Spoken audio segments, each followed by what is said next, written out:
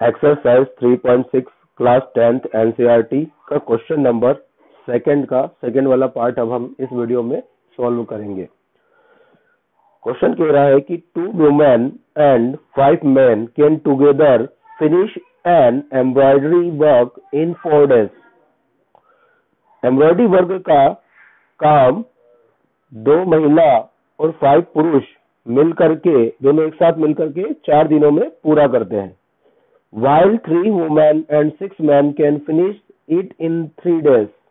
जबकि 3 महिला और 6 पुरुष उसी कार्य को 3 दिन में पूरा करते हैं। Find the time taken by 1 woman alone to finish the work and also that taken by 1 man alone। तो एक अकेली वुमन के द्वारा उस काम को करने में लगा समय और एक अकेले पुरुष के द्वारा उस काम को करने में लगा समय हमें फाइंड आउट करना है। तो हम मान लेंगे यहाँ से कि let the time taken by 1 woman alone be x days and time taken to finish the work and time taken by 1 man alone is equal y days. तो पहले तो हम, क्योंकि ये वर्क वाला क्वेश्चन है तो इसे हम कैसे करते हैं, पहले इसे थोड़ा सा डिटेल समझ लेते हैं। जैसे मान लीजिए कि मैंने यहाँ पर एक बॉक्स बनाया, इस तरीके से मैंने एक बॉक्स बनाया है। इसके मैं 4 पार्ट करता हूँ, 1 2 3 4 पार्ट। अब अगर मैं इसमें 1 पार्ट को इसको फिल कर देता हूँ, जैसे मैंने 1 पार्ट को फिल किया है, तो ये पूरे वर्क का कितना पार्ट हुआ, 1/4 पार्ट। इसको भी मैंने फिल किया, ये भी कितना हो गया, 1/4 पार्ट। इसे भी फिल किया, ये भी कितना हो गया, 1/4 पार्ट। और इसे भी फिल किया, ये भी कितना हो गया, 1/4 पार्ट।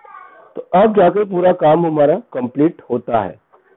तो सभी काम का जो पूरे वर्क का जो टोटल होता है वो हमेशा 1 के इक्वल होता है। कैसे देखें, ये 1/4, ये वाला 1/4 प्लस ये वाला 1/4 प्लस ये वाला 1/4 प्लस ये वाला 1/4, ये पूरा काम हो गया।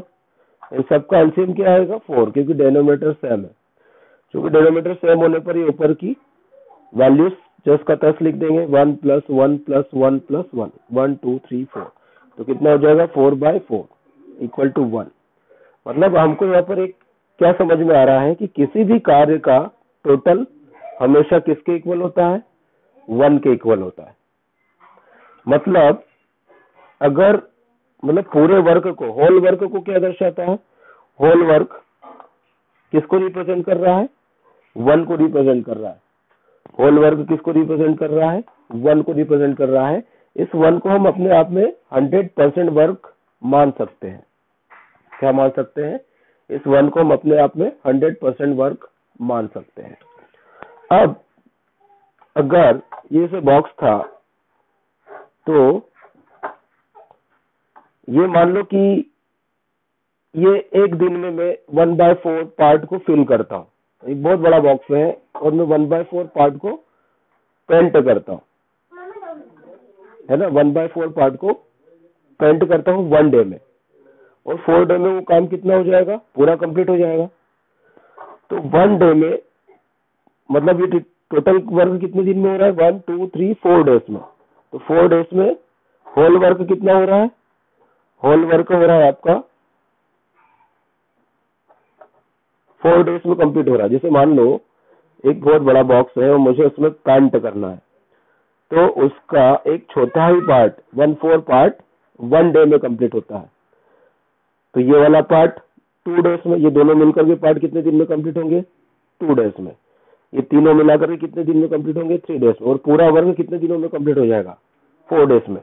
तो होल वर्क कितने दिन में कंप्लीट हो रहा है, 4 डेज में। इसलिए 1 डे वर्क कितना हो जाएगा, 1 डे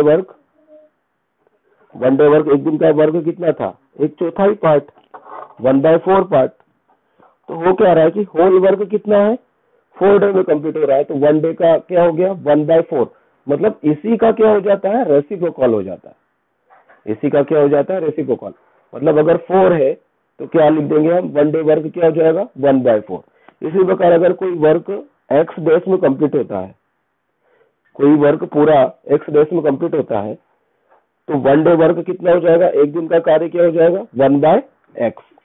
तो इसका हम यहाँ पर यूज करेंगे इस क्वेश्चन में। तो क्वेश्चन नंबर 2 का जो सेकंड वाला पार्ट है अब हम सोल्व करना शुरू करते हैं। तो late the time taken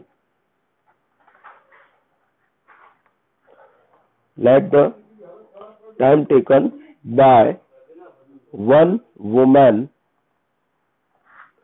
alone to finish the work।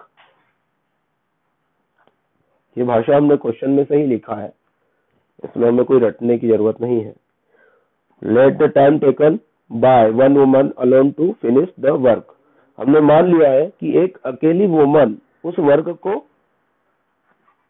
Complete करती है, फिनिश करती है कितने दिनों में, एक्स डेज में।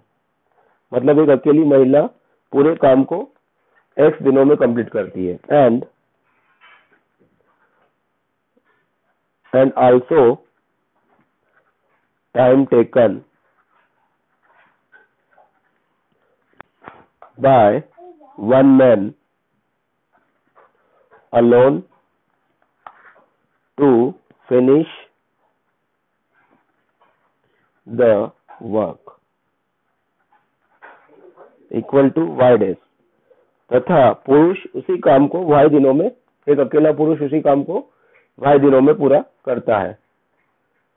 अकॉर्डिंग टू क्वेश्चन या as per question 1 day work कितना होगा, पूरा वर्क होता है महिला द्वारा, पूरा वर्क कितने दिनों में कंप्लीट होता है, एक्स डे में। मतलब होल वर्क अगर एक्स डे में कंप्लीट होता है तो 1 डे वर्क कितने दिन में होगा, उसका रेसिप्रोकल। तो ये जैसे एक दिन का वर्क है और पुरुष के द्वारा, एक अकेले पुरुष के द्वारा 1 डे वर्क कितना हो जाएगा, पूरा वर्क वाई डे में कंप्लीट होता है तो एक दिन का वर्क क्या हो जाएगा, 1/y। अब बिकॉज क्वेश्चन कह रहा है कि कितनी वुमन है, यहाँ पर 2 वुमन है और कितने मैन है, 5 मैन है। तो 2 वुमन है तो वुमन 1 डे वर्क, वुमन के 1 डे वर्क में 2 वुमन का मल्टीप्लाई हो जाएगा और पुरुष के 1 डे वर्क में 5 मैन का मल्टीप्लाई कर देंगे हम, और दोनों मिलकर काम कर रहे हैं इसलिए क्या आ जाएगा, प्लस। तो कितने दिनों में करते हैं ये, 4 डे में कंप्लीट करते हैं। तो यहाँ पर हम 4 का रेसिप्रोकल ले लेंगे, 1/4 डे। मतलब कि ये एक दिन का वर्क है। ये कौन सा वर्क है, जॉइंट वर्क फॉर 1 डे। ये केवल एक दिन का वर्क है। तो इसे हम थोड़ा सा जमा करके लिख लेते हैं, 2/x plus 5/y equal to 1/4। इसे मैं इक्वेशन 1 कह देता हूं। सिमिलरली अब आगे वो कहता है कि जबकि 3 वुमन मतलब एक दिन का वर्क तो वुमन के द्वारा 1/x होगा। अब यहाँ पर कितनी वुमन हो गई है, 3। फिर प्लस और एक दिन का वर्क पुरुष के द्वारा कितना होगा, 1/y। तो 6 मैन है यहाँ पर, 6 इंटू, और ये कितने दिन में काम को पूरा करते हैं, 3 डेज में। तो 1/3। तो ये क्या हो जाएगा, 3/x plus 6/y equal to 1/3। इसे हम इक्वेशन 2 कह देंगे। ये भी है जॉइंट वर्क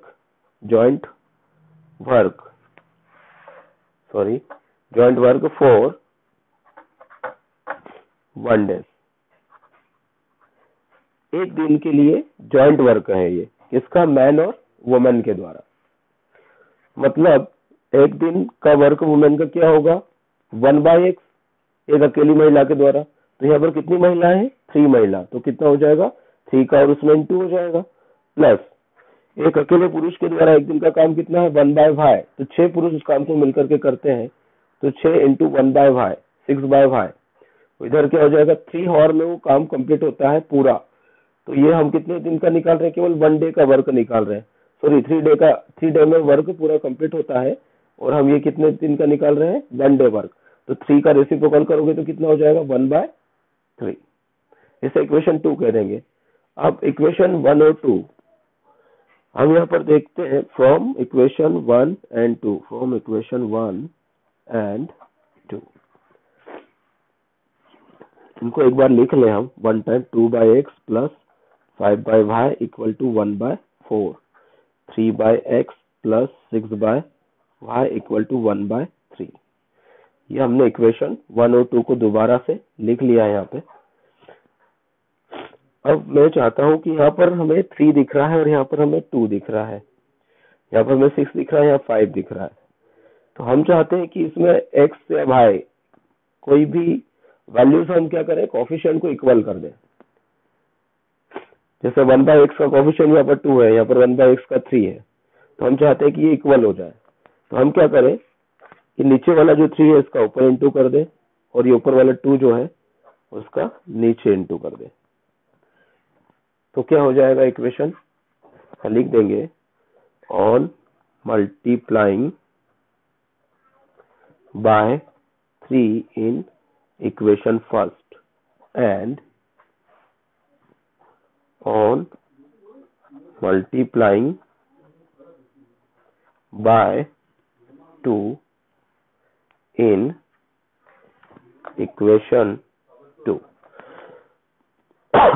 सॉरी, तो जब हम मल्टीप्लाई करेंगे तो 3 2 जा 6/x हो जाएगा, 3 5 जा 15/y हो जाएगा इक्वल टू 3 1 जा 3, 3/4।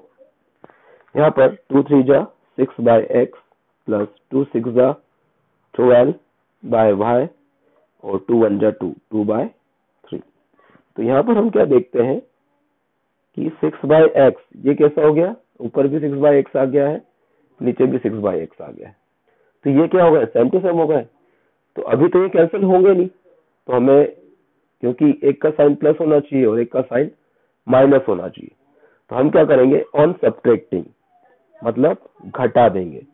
तो सब्ट्रैक्टिंग करने पर इन सब के साइन बदल जाएंगे, प्लस का माइनस, प्लस का माइनस, प्लस का माइनस हो जाएगा।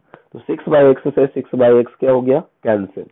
यहाँ पर क्या हो जाएगा, यहाँ पर हम कैसे लिखेंगे इसे, 15/y minus 15/y minus 12/y। इसे 15/y को वैसे ही लिखा, तो ये 12/y इसका साइन क्या है, माइनस का है, तो माइनस लगाया, 12/y इक्वल। यहाँ पर भी 3/4 पहले वाले को ऐसे लिखा, नीचे वाले को माइनस करके 2/3 हमने इस तरीके से सोल्व कर लिया है। इस तरह के सवाल हम 7th क्लास में पढ़ते थे, इस तरीके से हम लिख सकते हैं। ठीक है, तो यहाँ पर हमको क्या करना है, यहाँ पर दोनों के डिनोमिनेटर सेम है, तो 15/y में से 12/y गया तो कितना बचेगा, 3/y। डिनोमिनेटर सेम रहेगा, तो दोनों का एलसीएम क्या आएगा, y, और ऊपर वाली वैल्यू 10 का 10 होगी, 15 माइनस 12, तो 15 में से 12 गया तो कितना बचेगा, 3/y। यहाँ पर आप क्रॉस मल्टीप्लाई कर सकते हैं, 4 3 जा 12, 3 3 जा 9, 4 2 जा 8। तो यहाँ पर आ जाएगा आपका 3/y, 9 में से 8 गया तो कितना बचेगा, 1/12। क्रॉस मल्टीप्लाई कर दे, इसका इधर इसका इधर, तो 12 का 3 में कितना आ जाएगा, 36, y का 1 में, तो हमें y की वैल्यू क्या मिल गई, 36 डैश। मतलब एक अकेला पुरुष उसी काम को 36 दिनों में कंप्लीट करेगा।